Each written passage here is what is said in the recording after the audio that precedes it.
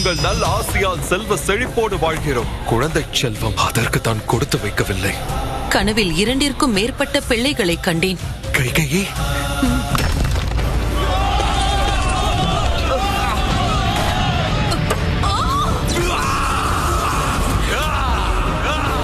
இன்று முதல் நீ மகாரதன் அல்ல, தசரதன் என்று அழைக்கப்படும் மன்னன் தசரதன். உனக்கு என்ன வேண்டுமோ எம்மிடம் கேள். எங்கும் குறிவைக்காமல் எய்த அம்பும் இவைகள் எங்கிருந்து புறப்பட்டதோ அவனிடமே வந்து சேரும். நாங்கள் எப்படி துடிக்கிறோமோ அப்படி நீயும் துடிப்பாய். இது பிள்ளையை பிரிந்து தவிக்கும் தந்தையின் சாபம். தசரதன் அடைந்த சாபம் மட்டும் அல்ல, இன்னொருவருக்கு கிடைத்த வரமும் காரணமாகும். எல்லையற்ற உன் தியாகத்தைக் கண்டு மெச்சினேன். உனக்கு என்ன வரம் வேண்டும்? மரணமில்லா வாழ்வு வேண்டும். அதையே தந்தோம். என்னை வீழ்த்தவே முடியாது.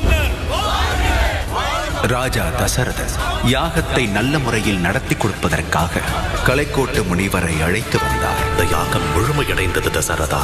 இந்த பிரசாதம் 4ஆக பிரிக்கப்பட்டுள்ளது. உன் கவலையை போக்க 4 ஆண் பிள்ளைகள் பிறக்கும்.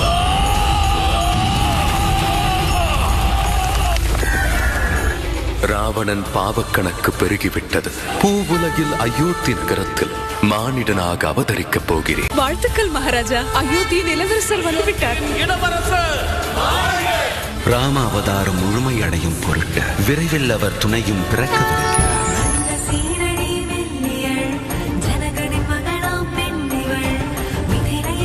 உங்கள் குலத்தை காக்க வந்த இவளுக்கு அந்த திருமாலே கணவனாக வேண்டும்.